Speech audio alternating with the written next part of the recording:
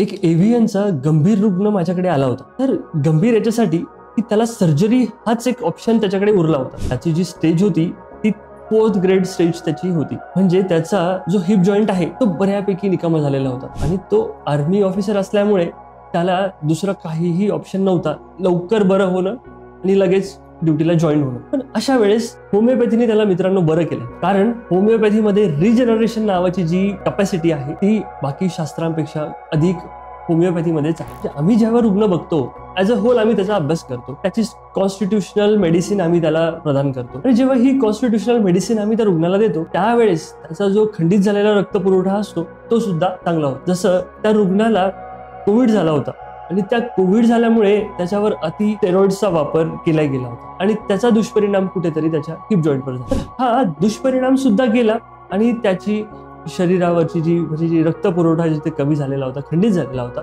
तो आम्ही प्रत्येक रिपोर्ट्स मध्ये सुद्धा त्याची पडताळणी केली. 3rd रिपोर्ट नंतर त्याची खूप जास्त इम्प्रूव्हमेंट त्यांना बघायला मिळाली आणि आज त्या रुग्णाची प्रतिक्रिया सुद्धा आमच्या युट्यूब चॅनलवर आहे, इंस्टाग्रामवर आहे. तो रुग्ण आज पूर्णतः नॉर्मल त्याची ड्युटी करू शकतोय. तो आज पुन्हा CRPF मध्ये पुन्हा रुजू झालेला. मित्रांनो, हे आहे होमिओपॅथीचा चमत्कार.